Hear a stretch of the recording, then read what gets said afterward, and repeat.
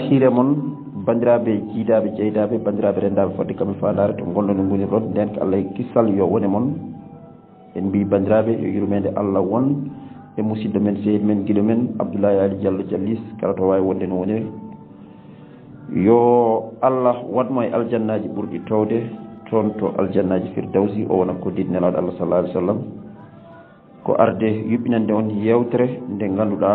ko yewtere men gam wosodirde miijoji e ɓeydodirde gandal e ittodirde kumpa gam yewtere nde ganduɗa ko ɓen ɓe ganduɗa ko wittoɓe guure men gadanteje kocciji men e ɓoygol neɗɗo aade ɗum noon hande bismiɗen hen ko musidɗo men sehil men Ibrahima Sy jangguɗo gandal ko fate banggue wittoji ɓoygol kocciji e ɓen ɓe ganduɗa ko leliɓe andude ɓoygol mumen holno lelori kono kadi no foti duuɓi mbaɗi ɗum noon haade hay hunde en mbiyat ceerno Ibrahima Sy bisimilla ma dendi calmina dendagal bandiraɓe ne kettima a bismama e galle he a wiyama nden ko Allah kissal yo wonema bisimilla ma. Assalamu aleykum bandiraɓe, on calminama e kuuɓal, on beltanama kadi e ko honor arde hande ɗo e yewtidde bandiraɓe e ko fate archéologie. nde mbaɗa remercier noon ceerno men ceerno Hamid Ndiaye wonɗo sababu gargol men ɗo hande, neɗɗo kadi jokkodiraɓe e ko fate wittoji. kala ko min gani e witto somin gari makko mo heewi wallude min o saggita min, donc ko onon goni sernaɓe minen kam komin almuɓe ha joni. eyyi on jarama e min ketti on onon goppa hakke kadi banggue voix o on noon mabɓoji ko gari ga kadi ko almudagal tan garduɗen ɗo wona wonde ceerno mawɗo. on jarama. ma jarama Seydi Sy dendi a weltanama tigui rigui salminago ma yuɓɓugo wan ko fayida. Ibrahima caggal en jetti hoorejo men Hamid Ndiaye gonɗo sababu webtini ha yewtere nde wawi yuɓɓinede tigui rigui no hannirde ni, kono noon garten ko hol gonɗo Ibrahima Sy somin jiiɗi andudema fawi andudema nde ko holto jibineɗa e Ibrahima Sy holto jangguɗa,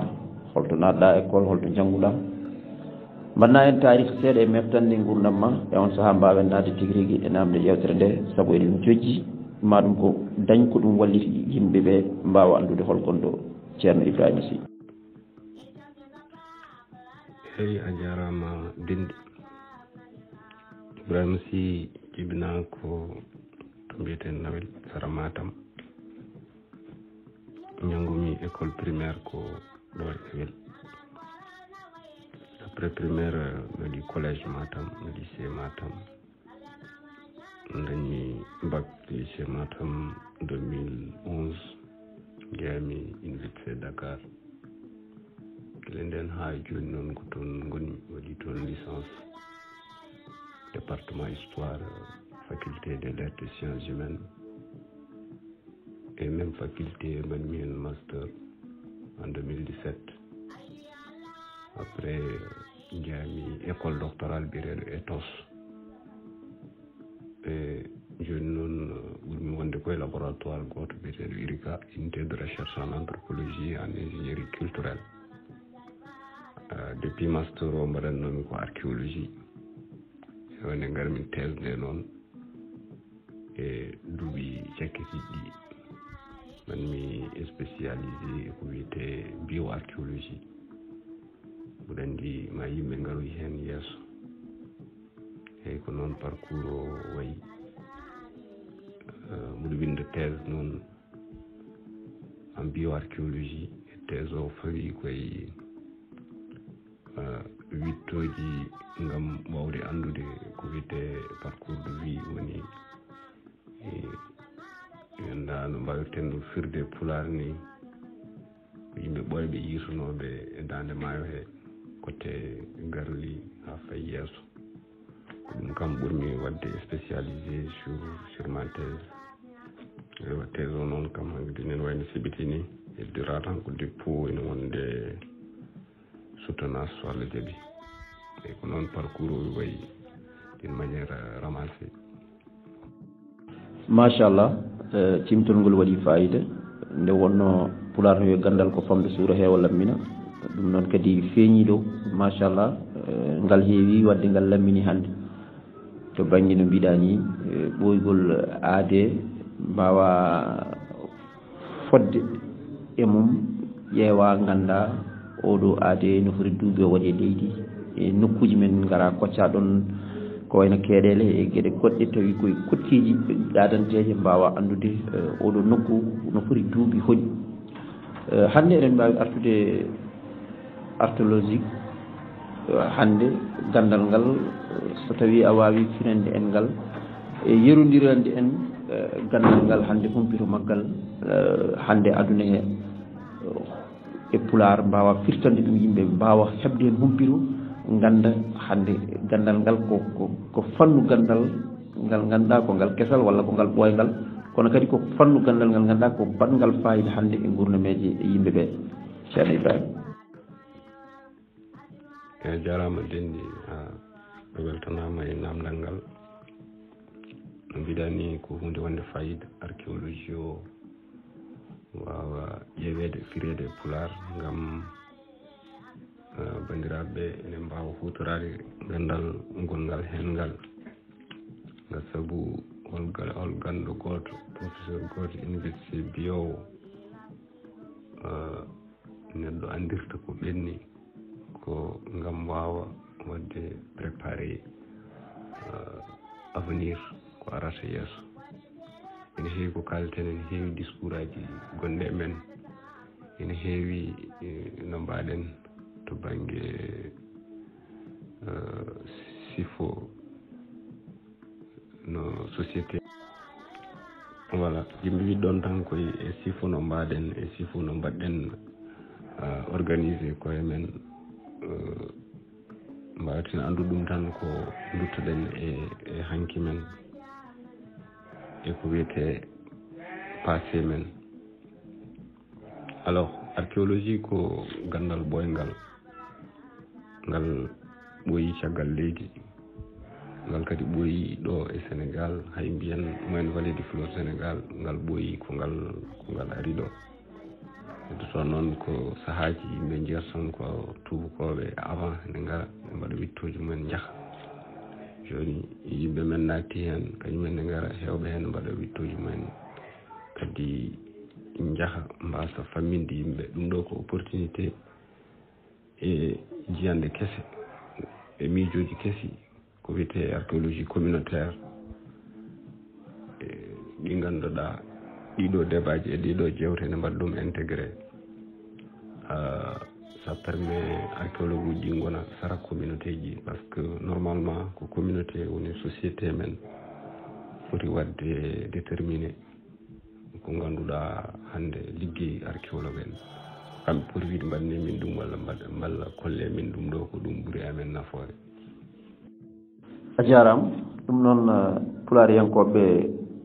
banggue yaruɓe tafde kelmeji to banggue ɗemgal pular mataw ɓe mbiya ɗum ɓara kawal noon mataw so wiyama ma dañ hewɓe ɓe ganda holko firti kono noon mataw ma duñana hen e wawde famminede no mbiɗa ni yittude gueɗe ɓoyɗe kadi neɗɗo wawa andude hoorema taw ruttaki e iwdi ma hayso tawi tan koto banggue neɗɗo eɗen gandi ko ma gaskina neɗɗo o nde o wawa ɓoyde tigui rigui ko kaari jibini kaari wadde hunde foof sa ruttitima kadi ma wawa wittude ɗum ganda no mbiɗa ni kadi gueɗe ɗe yaaji ko e wittu e andinde yimɓeɓe ko witta ko woni wasa wonde gandal mum ande ha para tan deƴƴe wadde nden ko ɗum wurono tubakoɓe garanno ganda ko gandi ko so jii deƴ sahaji ne wawi artirande en no worini sahaji ɓe gartira en no worani kono onon hannde on goni sukaɓe jangguɓe anduɓe ko faate ngal ɗo gandal wawde waɗoyde wittoji gara kadi gandino bandiraɓe mais mbeɗa aɗa wawi aranden fannu holno wittu ngo waɗirte e holko kutorto ɗon ngam wawde wittude ɗeɗon gueɗe haade men arde e won e namde ngam wawde nadde tigui rigui e holɗen guuri mbittuɗon e gueɗe goɗɗe e goɗɗe. eyi moƴƴi ceerno Linde a jarama ma jafɗon mi dañno perturbation ngaji nane eyyi archéologie ko adi foof ko gandal ko science mo ganda waɗata focalisé koye ko wiyete étude du passé de l'homme à travers ses vestiges woni yewde wittude hanki yimɓe taw tuuniɗa ko goppiɗo ko ɓooyi eywa ɗum woni vestige ko goppiɗo ko vestige o noon ne wawi wonde matériel ne wawi wonde yimɓe ɓe koye mumen ko ganduɗa ko keeridi ɓe ganduɗa neɗɗo ene woppi ko ɗum woni ko archéologie waɗata focalisé ko ɗum woni ko archéologue o wawata tumnade ha waɗa ha janga hen gueɗe kewɗe e neɗɗo gonnoɗo ɗo ko fate chronologie période mo wonnoɗo ko fate gurdam makko no wurirno mode de vie ko fate culture makko ko fate mode de subsistance woni affaire ñamdu makko. Alors donc méthode batteɗo o ko adi foof ko yilade ko wiyete siluji archéologique silu archéologique woni to ganda nokku walla hoɗande walla nokku ganda baɗɗo maale des évidences ko min mbiyata évidence ko koliroje neɗɗo woni ɗo e sahaji ɓoyɗi ɗum andirte noon koye gueɗe kewɗe koye méthode aji kewɗi ene waɗi ko wiyete reconnaissance woni minen koye amen min jaaha emin jiilo ene waɗi technique aji ɗi mbatte ko wayno prospection pédestre ni woni ganda min mbaɗa ligne min deggodira taw min taaƴi espace o voilà min taaƴa tan espace mo ganduɗa ɓe mbiya par exemple ko hakkude Kanel e Ogo ngoɗo wittu yiɗi waɗede so min mbi noon ha paari min ƴetta yimɓe ɓe ganduɗa ko équipe de 10 personnes walla 5 personnes deggodira so deggodiri goppa distance hakkude mumen min gona yiilarade noon min nawa lawol tan min ƴetta lawol e espace mbaɗa définir o wayno genre tranché ni tan min ndewa hen min beddo guite amen noon less emin ƴeewa maale hotki maale ko yimɓe goppunoɗo ko ɓooyi maale des évidences tan ɗi ganduɗa vestige ɗum ɗo ne hollira leydi ndi parfois aussi forme leydi ndi no wonirta ni ɗum ɗo ne wawi holludema ɗum ɗo e ndeɗo ƴongre ene wawi taw yimɓe kodin ɗo gara e ƴongre he tawa hen ko wayno keltine looɗe en walla keltine gayno kaaƴe en ɗi ganduɗa ɗum ɗo neɗɗo hutorima ɗum. Alors ne waɗi méthode aji goɗɗi noon kadi ɗin ko prospection physique mbaɗirte ko machine aji wayno radar uji mbaɗa radar ganda leydi ndi nder ɗo ene waɗi hunde ene waɗi kadi forme de prospection surtout kesso prospection woni yilade kesso mo ganduɗa il faut impliquer les communautés ganduɗa jaaha e guure namdoɗa ɗumen so tawi ngala ko jii e sarawuye mumen maale batte koɗande ɓoyɗe en général ko on ni ɓuuri hewde hokkude résultat par ce que sa namdima tan e guure he ma dañ biɗoma minen de wuura men mi yiron keeɗere walla mi yiron escori ko wiyete dan mbiyeten ɗum ni jamde ko to jamde mbayleteno to kaaƴe mbayleteno mbatte jamde en fait e nokkuji mbaɗi noon woni prospection mo ganduɗa avec les communautés. Voilà, une fois que prospection waɗama woni jiilawo walla mbiya reconnaissance ɗum foof ko mowuji ɗi ganduɗa foof kamɓe fof jiidi ko jilaw tan jilaw sit woni hoɗande ɓoyde eywa so siɗo yirama noon e waɗi démarche batteɗi so tawi ko rewi lawol ko norme poɗɗo waɗede ko yiide communauté ji woni ganda hoɗɓe sarɗon ɓe soit ko kamɓe jeeyi siɗo walla taw siɗo woni koye nokku mabɓe haalda e mabɓe teddiniraɓe tintiniraɓe namdoɓe avis mabɓe fof e siɗe so tawi ɓe jiiɗi fuu yeewa voilà une fois ko nokku o waɗama waɗama identifié woni en gandi kam archéologue uji gandi ɗo ko site alors nden sanga yimɓe paye ko wiyete fuuyi mi siftini yimɓe tan principe hoɗande ɓoyde principe woni no wayata sa ari nokku so hoɗama woppama so leydi arat ubba ɗum leydi ndi noon waɗata ko wayno leppi kuusuji ubbo ha ganda ko woni less ko hankkadi ne natti yiyede maintenant principe fuuyo woni ubbitirde ɗum seese lefol par lefol fof eywa maale ɗe tawɗa e mumen ɗe guitta mbaɗa banggue ko kala ko mbawɗa yitude lefol he mbaɗa ɗum banggue mbasa rendinde e leppi goɗɗi ɗi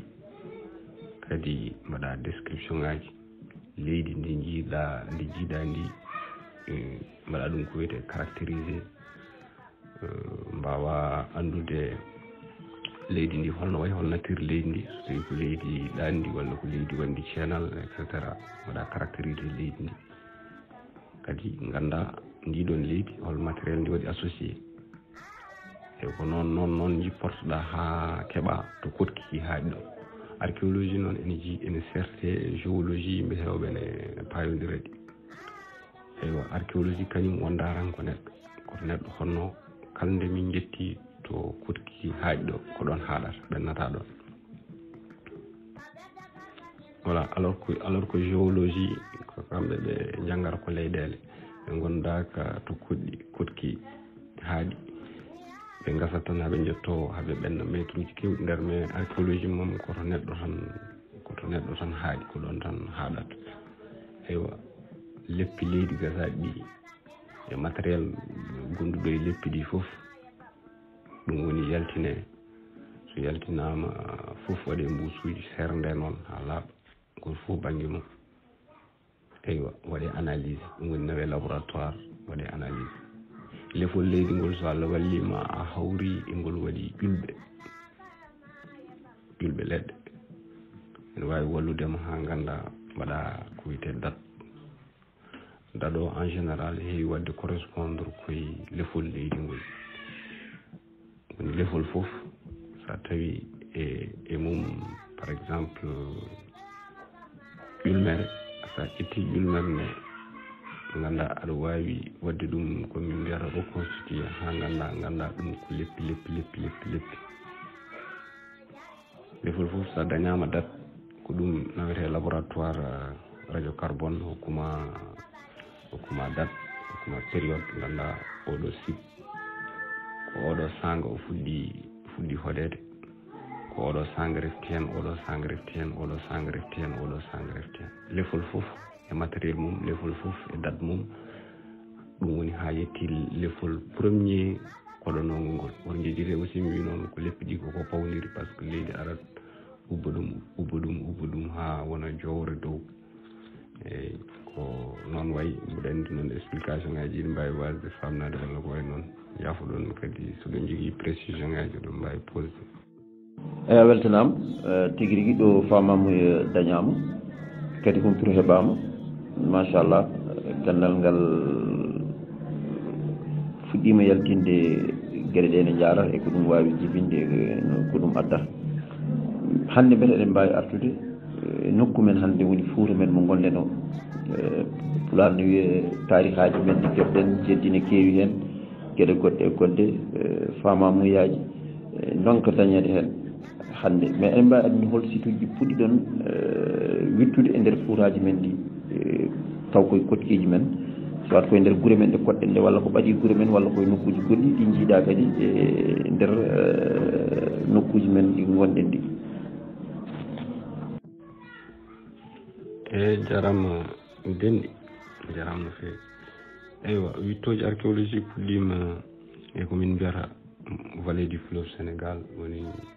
tuggandema Saint-Louis tan e Fouta o fof ha fugganuma caggal Bakel e wittoji puɗɗima hen guila avant période colonial o en tubakoɓe arannoɓe ɗo ene mbitta kono ko ɓuuri hewde tan e wittoji ɗi ganduɗa mbaɗama ko dans les années 90 caggal wittoji tubakoɓe mbaɗanoɗi ko wayno on saaha dans les années 90 archéologue aji sénégalais ji puɗɗi waɗede formé e archéologie woni sukaɓe Sénégal naaɓe ɓe mbawi ƴettude hen yeeru ko wayno Hamady Bokou men ni gonɗo directeur musée de civilisation ko wayno professeur Ibrahima Thiaw en ni ko wayno Alioune Demen Majombe Thiamen hannde wonɓe e professeur uji université e ICAT. voilà caggal archéologie oɗon colonial no mbirunami ni dans les années 90 siɗuji kewɗi puuyama site ogo waɗi site puuyaɗo tubabe goto fo en toon wiye Birno Savane vers les années 86 kanngel suule professeur Hamady Bokum fuuyi toon e ɗin année ji 85 86 eywa wiyeteɓe Alioune Deme mo vidéo jaltuɗo ɗon o waɗi fuuyi banggue diwan Walalde o Moustapha Salen waɗi fuuyi banggue côté Podor to Walalde e Sara Wourossogui aussi ngati siggol wiyeɗon Sinthiou Bara ɗon kadi ko wayno ganɗo goto bittowo gonnoɗo IFAN e Guithil Mans ɓen fof mbaɗi toon wittoji. eywa après les années 90 noon wittoji ɗi hankkadi ɗiɗon professeur uji nde étudiant ji mumen naati hen nde ɗiɗon professeur uji nde étudiant ji mumen naati hen ko heewi waɗama côté Podor to étudiant ji ha joni nan toon liggo nan toon jiilo siɗuji côté banggue men ga min par exemple depuis 2014 mbuɗo men zone Dande Maayo he Matam tan ha faade Wawnde caggal dowam to seeɗa on sehilam goɗɗo nan toon ne wiye Fodé Dia kañum guila 2015 2016 2017 nan toon waɗa wittoji sa ƴeewi diwan Horko Ƴere o sehilam Amadou Thiam mbaɗɗo sababu ha gandandirme ceerno Hamidou en kañumne nan toon Horko Ƴere ha faade Polel ha faade dow o yilimo toon siɗuji kewɗi o yiiti o waɗi ɗumen enregistré omo jogui point ji omo jogui foof omo andi to goni o fuɗɗima wadde ɗumen étudié diwan Horko Ƴere o ha fayi diwan Polel o banggue Sinthiou Garba kadi mawni amen goto noon toon wiye Adama Acci kadi waɗi toon étude aji mbaɗi fayida ha ko ɓoyani ɗo e 2022 waɗi soutenir thèse makko saha e siɗuji Hombo siɗuji goni ko Sara Ogo donc ko siɗuji archéologie ganduɗa o fuuyi ɗum o waɗi hen thèse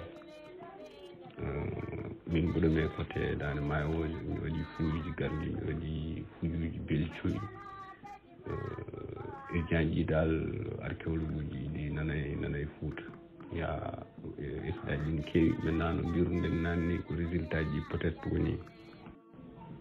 voilà ko résultat ji woni jettaki raw communauté fuurankoɓe o kono kam étude aji no mbirumami ni ne keewi ha maayi ilay sara période colonial o ne période colonial o ɓennide waɗi école américaine garnoɗo les Macintosh ɓen mbaɗi formé hannde professeur uji mawɗi wonɓe ɗo jangguinoɓe archéologie mbaɗi ɗo fuuji ko wayno Ogo en Sinthiou Bara en ko wayno jeune Podoro ko ɓoyani ko kadi 2018 hol tubak goto baɗɗo thèse sur le site de Dialowani eyyi Aline Deme kadi professeur mo kalannomi na ruttimo toon waɗi fuuyi vers les années 2005 en tout cas waɗi publié fuuji ko 2006 o waɗi fuuji walalde ko sakkiriɗo ho noon hay mois ji ɗiɗo duuɓi ɓennuɗo ɗi siɗuji jiitama e nder ferla ko wayno lumbol amaren ko wayno hakkude Tarwo e faade ɗon e lumbol Samba Abdoulaye ekiɓaji ɗi min nan toon jiilo siɗuji eyi siɗuji ɗi ganduɗa ne woni tigui jiitama toon ko ɓoyani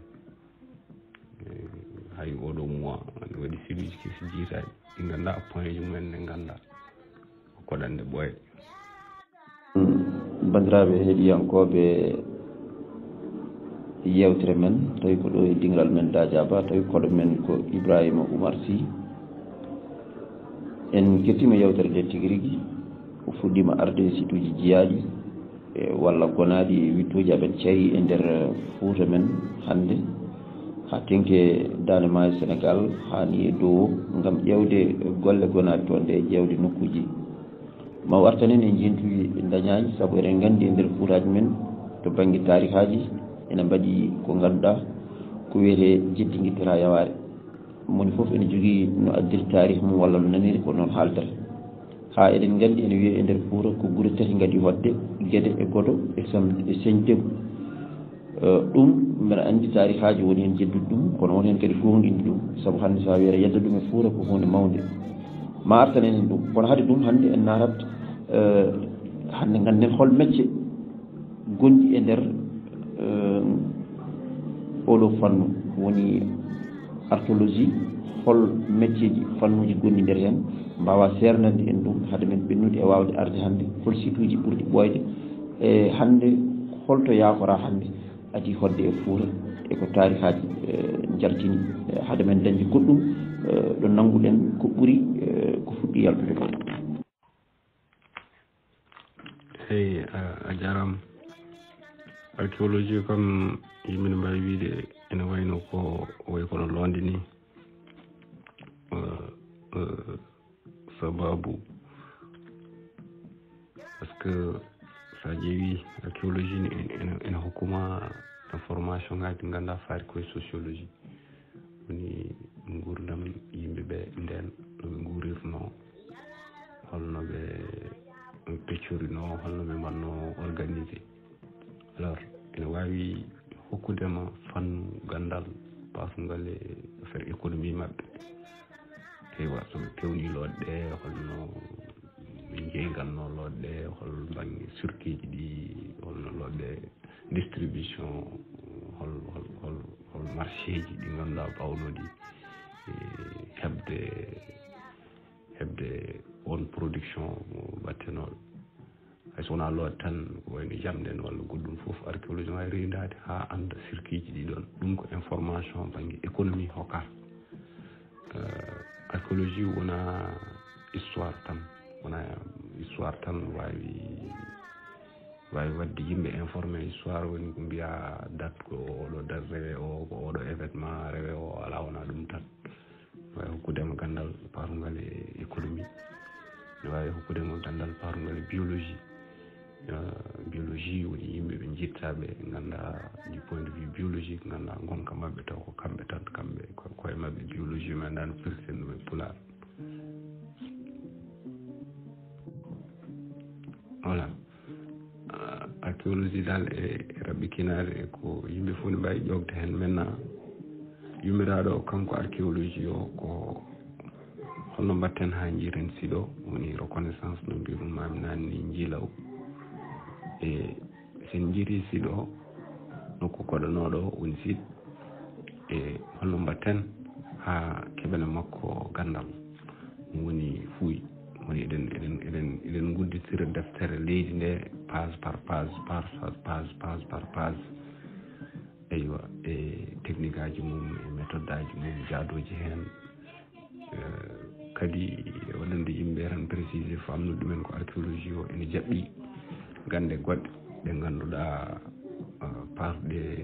jamde leydi ko wayno waɗo sédimaji walla ko way noon en nattini ɗum e ndeer mum hay datuji jooni wawi wiide ni jeyano koye archéologie kono archéologie ƴettu ɗum nattini ɗum e ndeer mum alors ko hunde yanje ça dépend e ko jiilotoɗa heen so tawi par exemple wayno minen ni min mbaɗata intéressé koye bio archéologie arata ko caggal archéologie so waɗama ha paari en jigui hen yimɓe ɓoye bio archéologue o ara ƴetta ɗum ɗon hankkadi ne waɗoya hen wittoji mum donc pour wadde résumé tan fannuji gonɗi hen ndi ne keewi ko wittu ngo ngannduɗa ene yiilo hanki men e hanki banggue économie men hanki banggue sociologie men hanki banggue histoire men chronologie no mbiruɗa ni holto adi holto sakkiri etc eywa ene wawi wonde source histoire ne wawi tumnade e archéologie eyyi ko ɗen gande dal cariɗe mbawi yaltude e archéologie o aɗa wawi dañde hen dal e raɓɓikinade information ngaji kewɗi parɗe économie parɗe sociologie parɗe biologie parɗe kadi e histoire par ce que histoire e archéologie o woni serti seeɗa histoire no mbiruɗen nanni ko événement ji ko daɗuji ko chronologie kono archéologie o ene ya au delà ene walluma ha daña ko wiyete vestige koɓe goppunoɗo ko ça soit yimɓeɓe koye mumen ko ça soit matériel mabɓe après jona ɗum banggue matériel o ne waɗi spécialiste uji mumen ɓe ganduɗa ɓen ko ɗum tan keeroyi janngude matériel ko wayno céramique keltinɗoɓe ɓe waɗi ko wiyete céramologue en ɓen woni meccal mumen archéologie tan so archéologie o waɗama siɗi yitama fuuyama keltinoloɗe jalti hen jangga keltinoloɗe ɗe waɗi ɗe ganduɗa ɓeɗo ko bio archéologue en so archéologie waɗama ƴiye keɓama hen jangga ƴiye ɗe no waɗi ɓe ganduɗa ɓe ko botanique en mbaɗata so archéologie waɗama ɓe dañi ko heddino e leɗɗe ɓoyɗe par ce que hay leɗɗe ɗe aussi walla animaux ji kullon walla leɗɗe ɓoyɗe ɗe ganduɗa joni godani ɓen banggue botanique waɗo botanique so tostama ene mbawi wadde majji analyse ganda leɗɗe ɗe no gonno mbawa wadde reconstitué waylitade ganduɗa saw mo moƴƴo pour wawa andude nden laddeji ɗi no mbano environnement no wano voilà ko ɗen dal ɗin science uji ɗen gande soomi e nder archéologie o wallete ha jagga e jungo ma information ngaji ɗi ganduɗa ne mbawi walludema ha daña gandal banggue environnement banggue sociologie banggue biologie etc.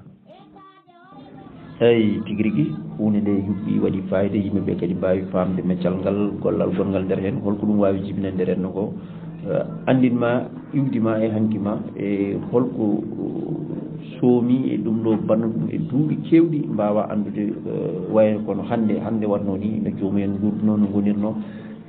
mbawa andude ɗum ko hunde wadde fayida wadde eɗen gandi ngal gandal wona gandel ko gandal ngal ganduɗa ko potngal wattede hakkille mais to banggue yaade waɗoyde recherche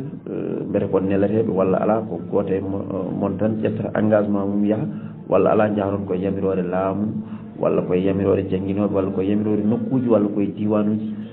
jomumen ko toon jamirta on pour yon mbawa yaade mbawon ƴeewoyde gueɗe coomiɗe e nder ɗiɗo site uji ɗi ganduɗa onon hande en jiilaw e wawde andude holko woni e nder majji. eyyi jarama eywa banggue ngal ɗon namdal ko waɗi foof fondement woni base o ko wiyete recherche woni wittu aɗa andi ko wittu jogui leydi ko wittu jogui rendo ko wittu dal jogui alhaali gonal leydi ɗum tagui gouvernement ji walla état ji ene mbaɗa hen kalisaji kewɗi par ce que ko wayno ɗo joni sa ƴeewi wayno Amérique en ni hande kala sawru ndu ɓe piya soɓe duttima e archive aji mabɓe tan walla ko wittoji mbaɗanoɗi tan maɓe jiir toon solution ko ɗum woni importance wittu ko adi fof wittu jogii leydi ɗum tagi cuuɗi bittorɗi mawɗi mbaɗa créé wayno IFAN en taw ndeni tan ko witte dañe résultat juɗine janngo e jam sen dañi probléme tawa eɗen mbawi andude probléme o ko ɗum woni solution par ce que en bittino ɗum alors ɗum tagi tubaɓe ɓe mbaɗa hen investissement kewɗi hay sa ƴeewi période colonial tubaɓe dominiri en tan ko ɗum ɗon par ce que hay hande gande men kewɗe sa yi ɓe nawi koɓe garga ɓe bitti ɓe gandi ɗum déjà ɓe ɓuuren hen gandal ɓe mofti ɗum ganduɗa hande ɓene piiro en ɗum importance wittu ko ɗum woni premier des choses eyyi so ɗum ɓenni to banggue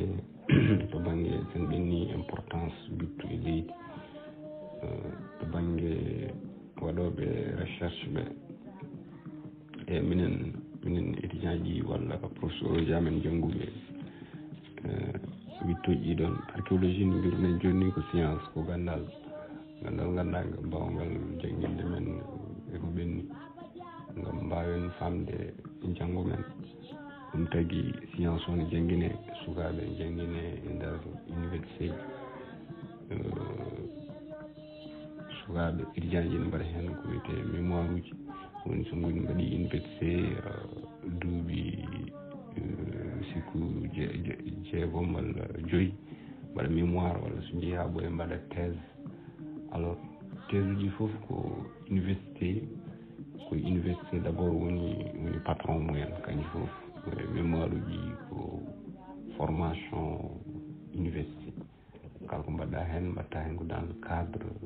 université, dans le cadre de l'éducation, dans le cadre jangde, dans le cadre de produire savoir ko ɗum woni vocation université mawɗo. Maintenant ko ɓuri hen wadde important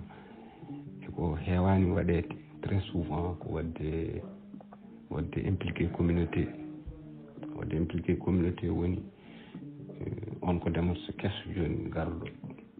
université walla mawɓe université professeur université walla production ngaji mbaɗa to université gandal gongal université ne foti nawtede e communauté ji voilà ene waɗi dal miijoji kesi e yimɓe no miccori université no liggorto ni wona hen e anduɓe duuɓi cakkiri ɗi ko ɗum fewani yimɓe ɓe par exemple en ƴetti exemple ko fuurankoɓe wonɓe guure ɓe poti andude poti wiide ko ɗum min jiiɗi wittanede ko ɗum min jiiɗi andude ko ɗum min jiiɗi bittonon min ko ɗum ɗo min jiiɗi wadde taw so aɗa waɗa créé projet d' étude taw poɗɗa arde fa e mabɓe mbadda e mabɓe ɓe kalanma ko noɓe jiiɗi projet o noɓe jiiɗi projet o yaara ko ɗum foti wonde normal fondement o e miijoji cakkiriɗi ko ɗum woni démarche moƴƴo en fait. Maintenant kanta minen min mbaɗata ɗum ko pour dans le cadre thèse uji amen, dans le cadre mémoire uji amen, ɗum ɗon kadi huufi ɗum ko université, huufi ɗum ko wittu no mbimami pour gandal leydi par ce que somin mbaɗi produire thèse kala ko min mbawi wadde ko université heddoro waɗata hen ko indi université signature université donc minen dañata hen tan ko wiyede kaari leñi thèse kono université waɗata min financé sa ƴeewi étudiant guila e bourse mum fof donc savoir jaltude hen fof koye dow recherche gandal yiilade gandal ngam wadde prévenir janggo université waɗata ɗum coiffé minen min dañata hen tan par exemple ko diplôme kono mbimami joni ɓuuri hen wadde important e miijoji kesi joni miijaji ko yimɓe ndendina hen université ji mbaɗa ouvert communauté e fuurankoɓe par exemple. eyyi ko gandal jogui leydi ha tengte gandal wittu ko hunde wallore leydi wawde andirde sen jii tumbukoɓe daadiri en koto banggue wittu haaɓe gandi gande men kewde ɓe jeehi moftoyi janggo sen dañi caɗele ɓe gara ɓe mbiya ɓe gaari ko walluɗen walla heɓɓitade en tawi koɓe jangguɓe gande men ɓe gandi ɓe paami a haali fof a waɗi hen windande wadde fayida yimɓe paami mbeɗa eɗen mbawi artude hannde to banggue ngal ɗo gandal ngal ganduɗa hannde ko hen dillata wawde andude jomumen jiya gonka walla gueɗe ɗe kutorto noon mbawa andude ko ɗiɗo leƴƴi gadi hodde ɗo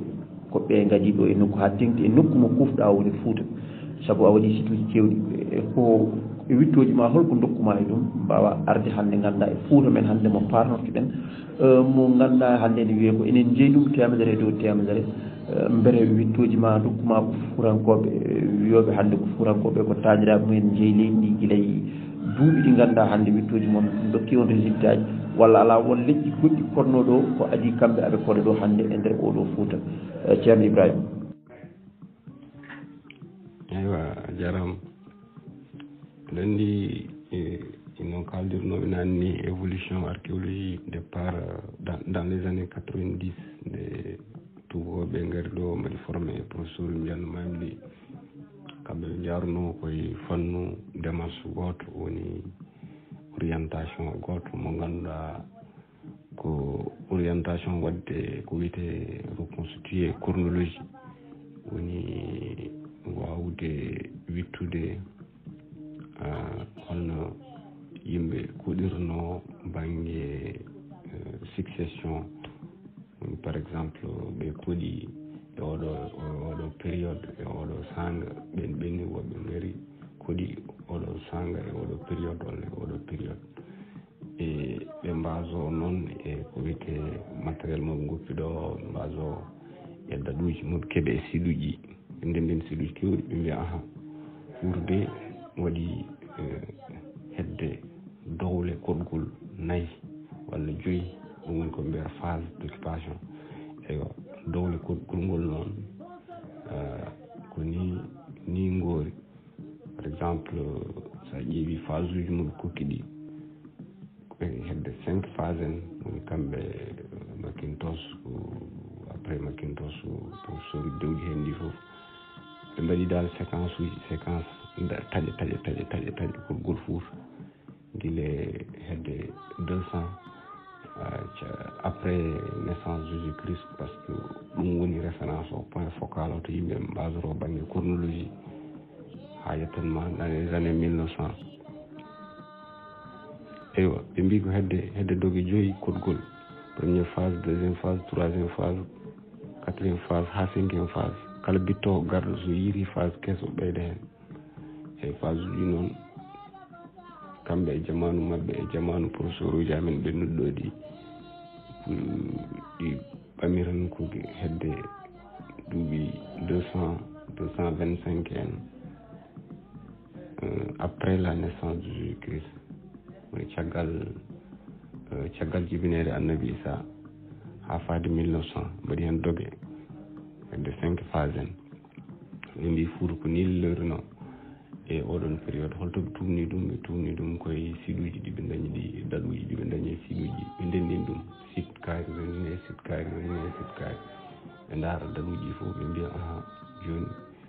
d' après fuuji mbaɗɗen ɗi guure carindi ɗe fof Fouta ko ni hoɗirno en 5 phase voilà banggue nde ɓen ɓenni noon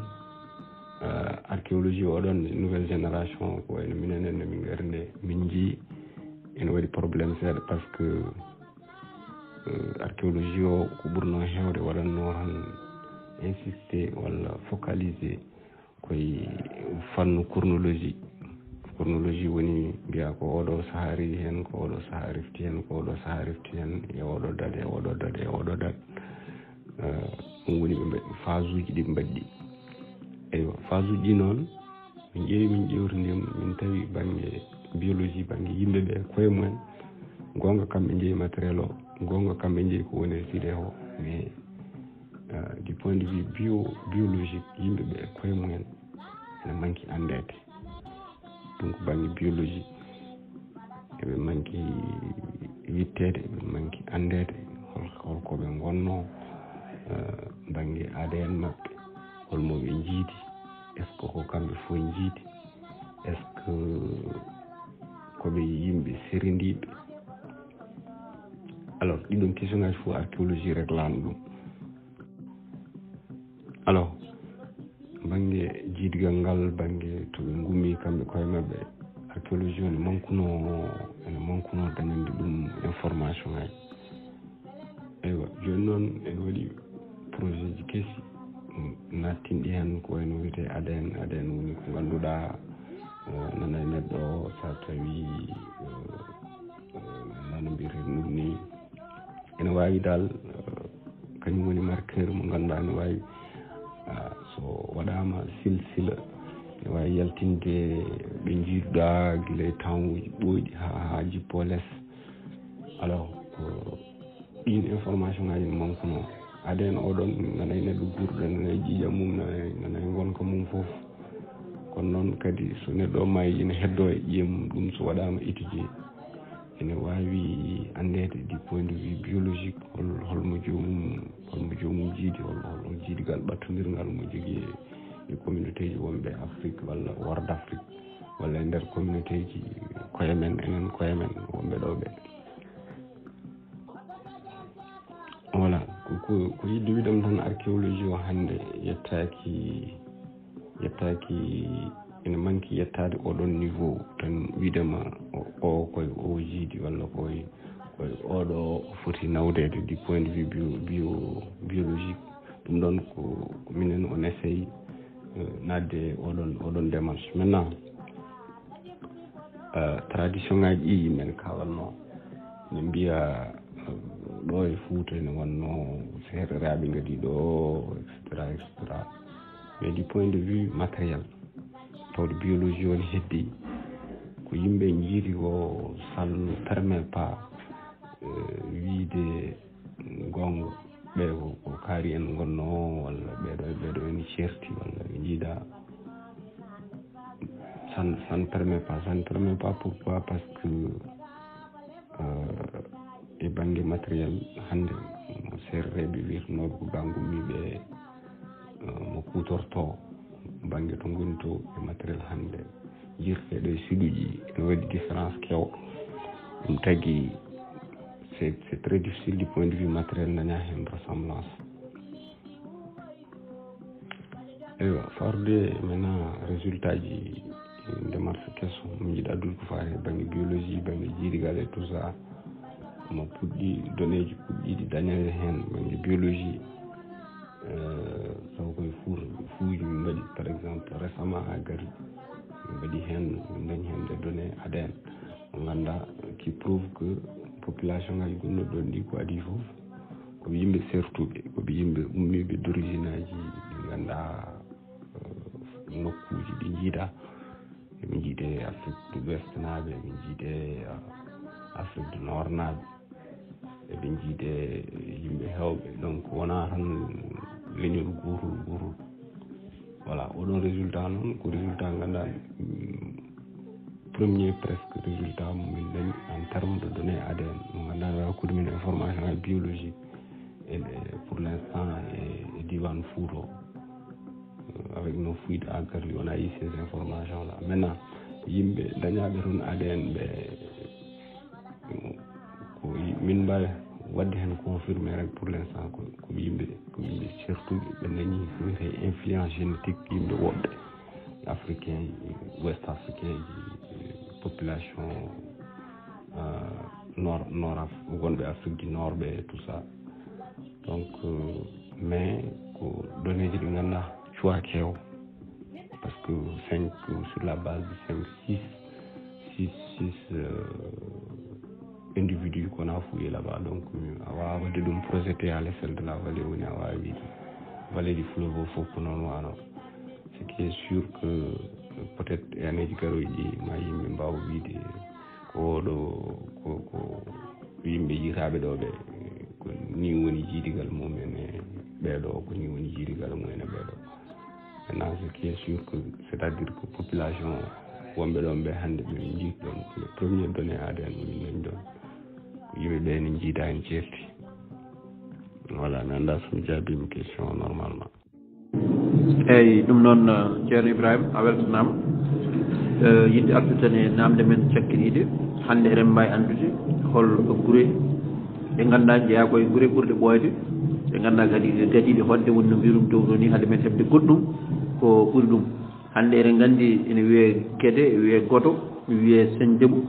ko gure gadi hodde fuura o taarifa jaaldiiɗo mo annda yimɓe nana mbaɗɗimi hakkillaaji mum mais onon wittiyankoɓe ɓen ko ɗum gonɗin ɗon walla onon jii goɗɗum ko ɓuri ɗum sabu ene waɗi situji kesi jaltuɗi ko wayno waalalde yiyama hoɗi ko adi e jibinede annabi Isa duuɓi kewɗi wadde ɗum noon holko mbawɗa artande en heen e ko keɓɗon kesum ko ngannduɗaa ɗum ɗo ko wittoji mon dokki on ɗum kewa a jarama question ene waɗi fayida par ce que déjà donnéji mo archéologie hokkiri banggue kotki ene mbirto tesuji gonɗon ɗo ɗi ko ɓooyi ene mbirto ɗum c'est à dire ko archéologie o waɗi ɗum dépassé ko ɓooyi no waɗi wiyannoɓe fuutankoɓe gummi ko égypte migration ndewi nil ndewi ngari koɗi ga taw ko almuɓe sehande joggu hewde hen mbiya tubno e ɗemgal kamɓe nandi ndeɗo helmere ɗemgal walla kamɓe nandi mode vestimentaire walla kamɓe nandi ko way noon archéologie hande dépassé ɗum maintenant archéologie woni tan koye wadde évolué gartaki kono noon hande sen ƴeewi parmi daɗuji ɓurdi wadde élevé jiitaji e mbaɗɗi confirmé hande Fouta walla vallée du fleuve Sénégal o ene hoɗa bien avant civilisation ngaji kalte ɗo wayno égypte en walla to wiyete wuronkoɓe gummi walla nder saraga bien avant sa ƴeewi par exemple hokkuma thèse mbaɗaɗo publié 2018 sur le site de Diallo Wali on ɓuuri sakkirade e étude aji walalde ɗi kalta ɗi on joni la yi des dates sikki jahoɗi ha 1000 BC woni 1000 ans avant naissance Jésus-Christ voilà wona après naissance ko avant naissance de Jésus-Christ ade mokko jibinede donc site walalde o hedde 800 BC en donc ko on date kam ɓuuri pour le moment on date ɓurɗo towɗo jikaɗo walalde ko ɓoyani Touba Gori to Peter donc hedde 1000 BC o yiri maɓe ɓe ganda preuve aji yimɓe gonnoɗo joginoɓe gande mumen joginoɓe ñeeñe wawde wadde produire fer walla ko way noon donc depuis 1000 BC donc 1000 BC woni avant jibinede annabi Isa donc ɗum ɗon c'est bien avant civilisation ngaji kalte ɗi fof pour l'instant kam e tindima ko Diallo Wali woni site mo ganduɗa d'après les dates ɓurɗo ɓoyde e tindima kono noon recherche uji jartanke mbaɗa évolué peut être siluji goɗɗi aussi so mbaɗama fouillé min mbawi dañde hen d' autres informations jarama kanko ɓe mbiyata Hammadi Walalde o ko duuɓi temedde jeetati ko adi jibinede annabi Isa en dañi ko diwi ɗum e duuɓi temedde ɗiɗi woni site Diallo Wali ɗum ɗo kam holli en tan hande gueɗe e goɗo en gañat ɗum banggue saabu en dañi ko hecci ɗum to kucci dogata wadde ɗiɗo site uji so tawi kalate ko e duuɓi battidiɗi ɗiɗo kalate ko adi jibinede annabi Isa wona nde o jibinade ala ko adi omo jibine no mbiɗa ni labdi tigui rigui hande ɗum ɗon woni ko ganduɗa feeñani en eɗen gandi kadi oɗon e hen on goppaji ma on dañoy kadi ko ɓuuri ɗum labde gartiron yimɓe saabu no mbiɗa ni gandal ngal wonata tan koye yaade en évolué ko wona ɗum ko en gudditat ɓoggol ngol daña bandiraɓe natɓe go foof hokka hen yiyande mum eno yiiri ɗum noon so tawi wonko duñanno ene soksaktuno e hakkille ma aɗa yinno haalde ɗum taw minen min jejjiri namdadema hakkille goto yonani ko holɗum hol kadi goɗɗum ko joguiɗa ko ganduɗa ene soomi to banggue gandal ko renno ngo ene wawi humpitade o ene wawa humpitade wawa hoccude hen gandal on saaha mbawa kadi moƴƴirde ɗum yimɓeɓe mbawa kadi ko ɗum yimɓeɓe mbawa namdorade foof minen namdoroɓe gandal amen yettaki ɗon saabu mataw ko katantagal tan kono wona gandal e humpir e ko yidde tan yimɓeɓe kadi daña hen famamuya kadi yewtere so waɗama ma won tawɓe won ɓurɓe en gandal wonɓe dingal ngal ɓurnoɓe wawde handude e dowde yewtere nde kono kadi hakkille goto yonata kadi neɗɗo timmani so wonko tara hen yaafoye ɗabbama gandon so wonko ngakki hen ko min woni mo timmani so wonko timmi hen yubɓe feewi koto jomiraɗo subahanahu wa taala ummi ko musidɗo moon sehil moon Issa Amadou Diop ɓurɗo andirede avocat pour on saaha noon en jetti en jaani dendi men ma en mbaddo e makko yewtere tawi koto banggue radio so Allah jaaɓi inchallahu rabbi en podini ɗum bandiraɓe men mbaddu ko wona ɗum ko en mbi jaam to jaam ga jaam ɗo hakkude Allah ɗan en jaam min guddiri ɓoggol ngol kala jiɗɗo namdade on saaha ene wawi arde namdo on jarama eyyi machallah on jarama on beltanama ceerno Ibrahima Sy e ceerno Issa Diop avocat pour noon en beltanima musidɗo men ceerno Ibrahima Sy noon mboɗo andi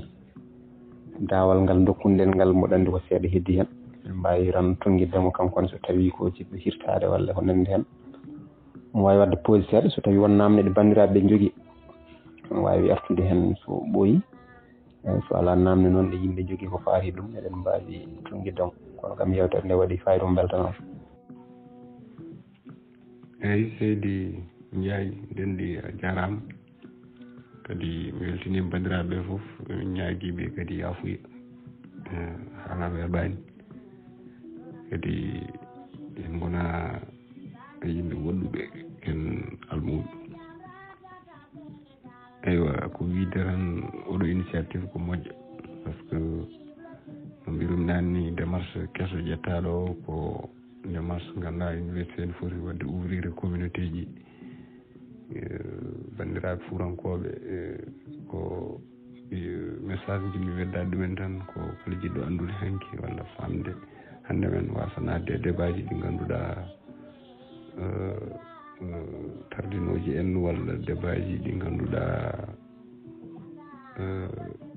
ɗi mbasaki e gandal yo jaaha wawɓe hen lirde ɓe yo liiroye tesuji baɗaɗi ɗi mbawa naftorade mbawa famde aduna hande o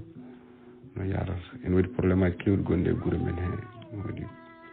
taw ɗi ganduɗa solution ngaji mumen nanayi recherche aji baɗaɗi ɗo wona e archéologie tan domaine aji keddiɗi ɗi foof so neɗɗo udditi hen hakkille mum seeɗa tan ma waw dañde des production scientifique ɗi ganduɗa bawɗi hadde ɗum nadde woni certain domaine aji voilà on jarama eyyi ceerno Oumar salminama jurama beltanimama affaire namdal ngal nane par ce que yimɓe hewɓe ne mbaɗa ene cikka archéologie o ne géologie ene ko kanji koɗi gotum min kewi namde baɗe noon sur le terrain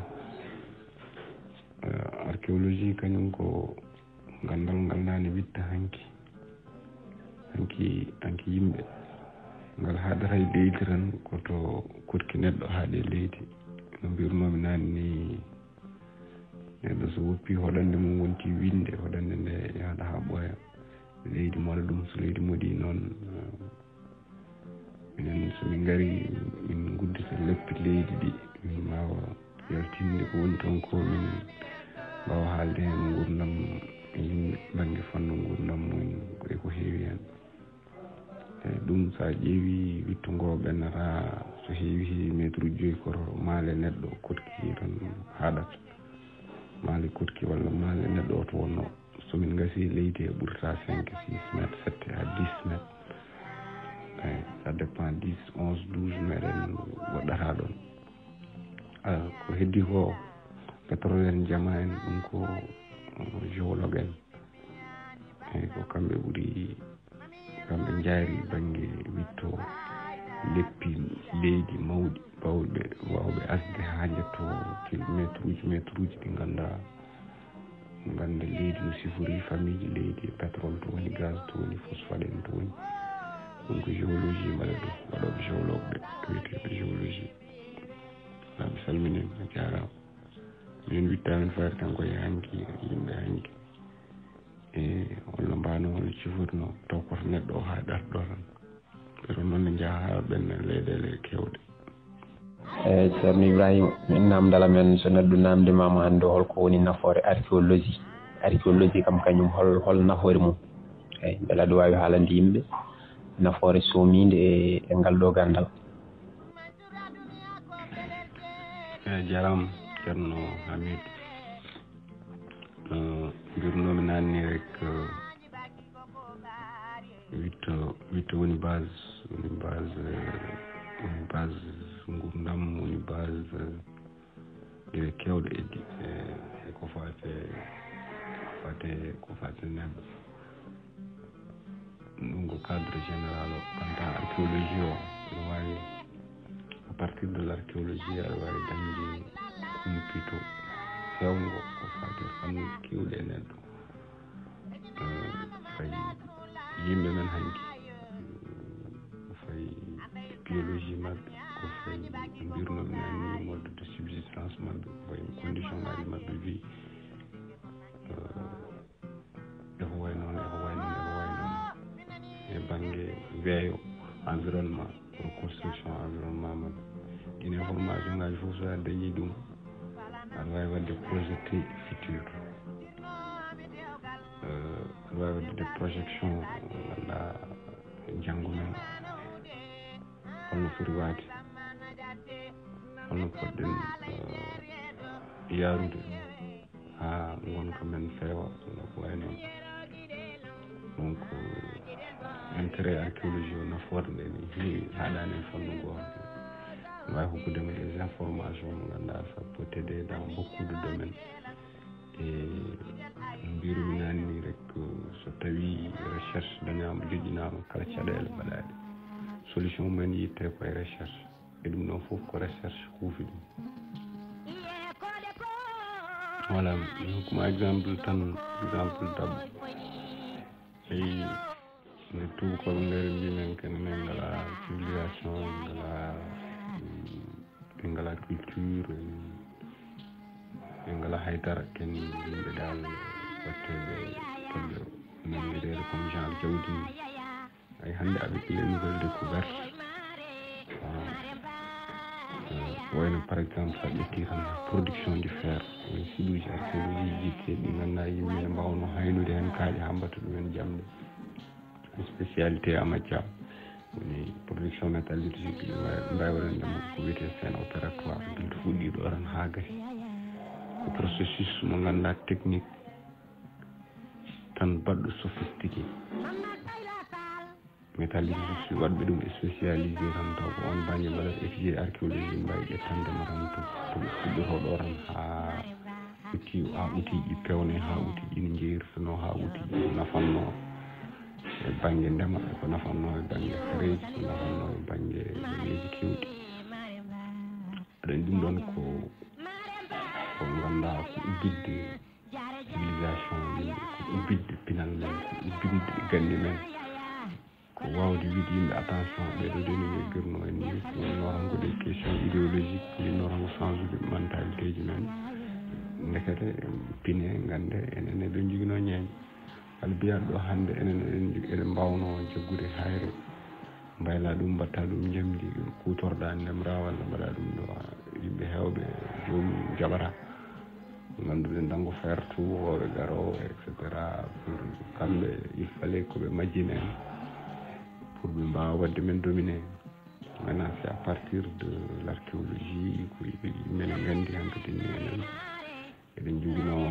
mecce, eɗen jogino gande, eɗen jogino pina. Mbaɗen noon hakkude men maɓɓe hankkadini barriére mbiyande attention minen min jogino pine, min jogino gande, kono fundunoɓe min tan il faut que ça s'arrête. Donc importance uji ɗi ne keewi en fait. eyyi machallah ceerno Ibrahima jarama weltanam kam no mataw temps heedi min jiiɗa jagguiddema kam ha ɓurta nani min mbawi tan tonguiddema min goppuma hankkadi ha saaha goɗɗo kanko namdal daɓɓal tan joguimi hen tawno an kadi siɗuji ma ɗi ɓuuri yarude koto banggue dande maayo to quoi oto fikki toon siɗuji ma ɗi gonno walla ko nandi hen eyyi beele wonko pamɗa seeɗa jotodiral hakkude safal ɓe e fulɓe ɓe. eyyi anan banggue dande maayo ngo eyyi beele siɗuji ɗi on jotodiral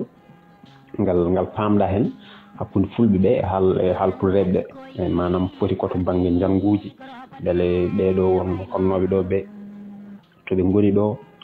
noɓe jaari ni eyyi beele koɓe riwaɓe walla ala kamɓe ɓe jaari tan koye belade mabɓe eko nandi hen. eyyi ɗon